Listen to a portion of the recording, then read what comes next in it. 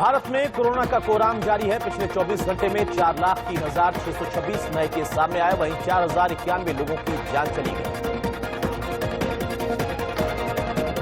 पिछले 24 घंटे में दिल्ली में कोरोना के 17,364 नए मामले सामने आए और 332 मरीजों की मौत हुई। महाराष्ट्र में एक दिन में 56,578 नए केस सामने आए, 864 मरीजों ने जान गंवाई। महाराष्ट्र में कोरोना मरीजों की संख्या 50 लाख के पार पहुंच गई है। अब तक कोरोना से 75,277 मरीजों की मौत हुई। चंडीगढ़ में कोरोना के 870 नए केस रिपोर्ट किए गए, वहीं 9 मरीजों की जान गई है।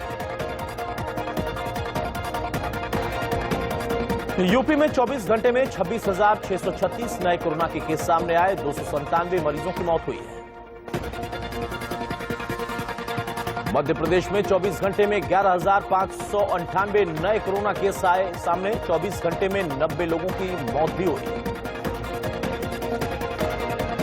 तमिलनाडु में 24 घंटे में कोरोना के 27,397 नए केस सामने आए, वहीं 23,110 मरीज ठीक हुए। कर्नाटक में पिछले 24 घंटे में कोरोना के 47,563 नए केस सामने आए, 482 लोगों ने जान गंवाई। छत्तीसगढ़ में 24 घंटे में 12,239 केस सामने आए, वहीं 223 मरीजों की मौत हुई। गुजरात में 24 घंटे में कोरोना के 11,892 मामले सामने आए, 14,757 मरीज ठीक हुए, 160 लोगों की मौत हुई। और राजस्थान में 24 घंटे में 17,987 नए मामले सामने आए, 17,667 मरीज ठीक हुए और 160 मरीजों की मौत हुई। ओडिशा में पिछले 24 घंटे में कोरोना के 11,807 नए केस सामने आए, वहीं 24 घंटे में 21 की जान गई। ब्राजील में पिछले 24 घंटे में 58,000 कोरोना केस सामने आए, वहीं अभी तक कोरोना से 4,21,000 से ज्यादा लोगों की जान गई है। कोरोना उपचार के नियमों में सरकार ने बदलाव किया है। अब संदिग्ध मरीज भी कोविड सेंटर में भर्ती हो पाएंगे, जिसके लिए पॉजिटिव रिपोर्ट होना भी अनिवार्य नहीं है। फ्रांस में 24 घंटे में कोरोना के 20,745 नए केस सामने आए, 24 घंटे में 176 की मौत हुई। स्पेन में 24 घंटे में कोरोना के 7,690 केस सामने आए, 160 लोगों की जान गई। महाराष्ट्र में कोरोना के बाद म्यूकरमाइकोसिस के कारण 8 लोगों की आंखें निकाली गई। म्यूकरमाइकोसिस एक तरह का फंगल इन्फेक्शन है, जो कि कोरोना की दूसरी वेव में कोरोना मरीजों में ठीक होने के बाद पाया जा रहा है। बिहार में आज से 18+ साल की उम्र के अधिक लोगों का टीकाकरण शुरू हुआ। वैक्सीनेशन के लिए 16 लाख टीकों का कोटा तय किया गया है। देश में दवाइयों और ऑक्सीजन की सप्लाई को लेकर सुप्रीम कोर्ट ने एक टास्क फोर्स का गठन किया है। टास्क फोर्स दवाइयों की उपलब्धता के लिए जरूरी उपायों पर सुझाव देगी। हिमाचल प्रदेश में 10 मई से कोरोना कर्फ्यू की बंदिशें और सख्त हो जाएंगी। ये बंदिशें 17 मई सुबह 6 बजे तक लागू रहेंगी। जरूरी वस्तुओं की दुकानें भी सिर्फ 3 घंटे खुलेंगी। कोरोना संकट के बीच ड्रग 2-डिऑक्सी डी ग्लूकोज दवा को कोरोना के इलाज के लिए इमरजेंसी अप्रूवल दिया गया। 110 मरीजों पर इसका सफल ट्रायल रहा है। बिहार में कोरोना का कहर जारी है। शनिवार को कोरोना वायरस संक्रमण के चलते जदयू के एक विधान पार्षद समेत 76 लोगों की मौत हुई। कोरोना काल में मुस्लिम समुदाय की सादगी से ईद मनाने की तैयारी है। महामारी को देखते हुए मुस्लिम समुदाय के लोगों ने नो शॉपिंग फॉर ईद का अभियान चला रखा है। अब उलेमाओं की तरफ से भी निर्देश जारी होने लगा है। भारतीय चिकित्सा संघ ने एक बयान जारी करके केंद्र सरकार को घेरा है। आईएमए ने कहा कि दूसरी लहर को देखते हुए पूर्ण लॉकडाउन का सुझाव दिया गया था, लेकिन सरकार ने लॉकडाउन के प्रस्ताव को कूड़ेदान में फेंक दिया। आईएमए ने आरोप लगाया है कि कोरोना महामारी को लेकर जो भी फैसले लिए जा रहे हैं, उनका जमीनी स्तर से कोई लेना देना नहीं है। ऊपर बैठे लोग जमीनी हकीकत को समझने के लिए तैयार ही नहीं है। मेडिकल जर्नल लेसेंट में प्रकाशित एक संपादकीय में पीएम मोदी की तीखी आलोचना की गई है। संपादकीय में कहा गया है कि मोदी सरकार की प्राथमिकता कोरोना महामारी को नियंत्रित करने की नहीं बल्कि ट्विटर पर अपनी आलोचनाओं को हटाने की है।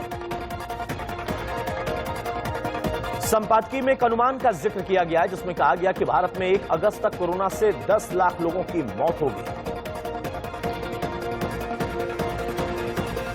बिहार में कोरोना के बीच एम्बुलेंस विवाद से सियासत गरमा गई है। एक वीडियो में सांसद का नाम लिखी एम्बुलेंस बालू ढोती दिख रही है। इस वीडियो को पूर्व सांसद पप्पू यादव ने सोशल मीडिया पर वायरल किया है।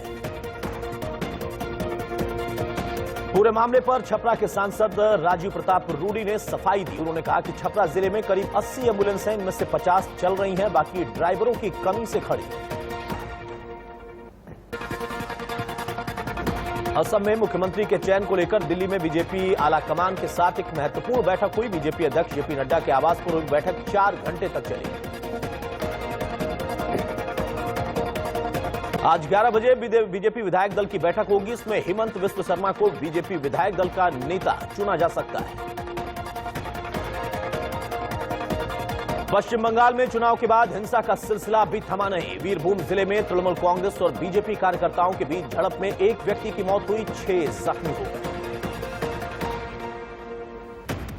गृह मंत्रालय की तरफ से गठित की गई टीम ने राज्य में कई हिंसा प्रभावित स्थानों का दौरा किया। मंत्रालय के अपर सचिव के नेतृत्व वाली टीम रविवार सुबह वीरभूम जिले के लिए रवाना होगी, जहां वो कई स्थानों पर जांच करेंगे। झारखंड हाईकोर्ट से जमानत मिलने के बाद आरजेडी सुप्रीमो एक बार फिर से सक्रिय हो गए। लालू यादव लंबे अरसे के बाद पार्टी के विधायकों और नेताओं से वीडियो कॉन्फ्रेंसिंग के जरिए जुड़ेंगे। लालू को बेल मिलने के बाद से ही बिहार में सियासत तेज हो गई है। आरजेडी के कई नेताओं के हाल फिलहाल बयान सामने आए कि बहुत जल्द बिहार में खेला होगा। गुरुग्राम में हेमकुंड फाउंडेशन की ओर से ऑक्सीजन सेंटर खोला गया। 500 बेड वाले इस अस्पताल में कोरोना मरीजों के इलाज के लिए सभी सुविधाएं हैं। महाराष्ट्र में कोरोना तेजी से पांव पसार रहा, बच्चों को शिकार बना रहा। पूर्व विदर्भ में 4 महीने में 45,520 बच्चे कोरोना पॉजिटिव पाए गए। गाजियाबाद के प्राइवेट अस्पताल में कोरोना मरीजों की जिंदगी के साथ खिलवाड़ हो रहा। अस्पताल में जीवन रक्षक इंजेक्शन होने के बावजूद इंजेक्शन बाहर से लाने के लिए कहा जा रहा है। गाजीपुर के श्मशान घाट पर अंतिम संस्कार करने वालों से वसूली हो रही। मामला सामने आने के बाद डीएम ने कार्रवाई के निर्देश दे दिए। लखनऊ में पुलिस का अमानवीय चेहरा सामने आया। दीवान ने तरबूज बेचने वाले की पिटाई कर दी, ठेले पर रखा तरबूज फेंक दिया। लुधियाना में एक पोल्ट्री फार्म में बर्ड फ्लू का स्ट्रेन मिला है। सैंपल पॉजिटिव पाए जाने के बाद लुधियाना प्रशासन ने कार्रवाई शुरू कर दी है। अफगानिस्तान के काबुल में स्कूल के पास एक बड़ा बम धमाका हुआ। हमले में कई छात्रों समेत 25 लोगों की मौत हो गई, जबकि 52 से ज्यादा जख्मी हैं। यरूशलेम में अल अक्सा मस्जिद में फलस्तीनियों और इजरायली पुलिस के बीच जमकर संघर्ष हुआ। हिंसा में 200 से ज्यादा फलस्तीनियों के घायल होने की जानकारी मिली है। संयुक्त राष्ट्र ने चेतावनी दी है कि लोगों को जबरन हटाना युद्ध अपराध की श्रेणी में आएगा। रूस के राष्ट्रपति व्लादिमीर पुतिन और अमेरिका के राष्ट्रपति जो बाइडेन के बीच मुलाकात हो सकती है। मुलाकात के दौरान दोनों देश आपसी तनाव खत्म करने की पहल कर सकते हैं।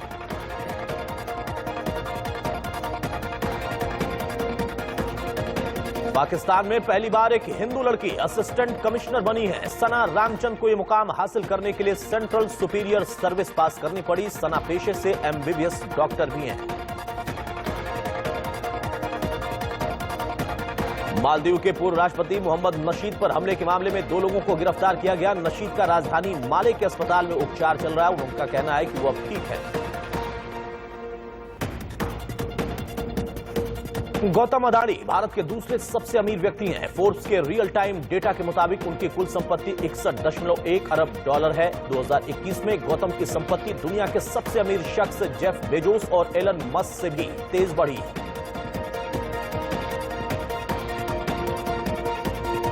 एवेन्यू सुपरमार्ट को वित्त वर्ष 2020-21 में चौथी तिमाही में 414 करोड़ रुपए का कंसोलिडेटेड नेट प्रॉफिट हुआ है। जनवरी-मार्च 2021 तिमाही में कंपनी के मुनाफे में 52.7% की बढ़ोतरी हुई।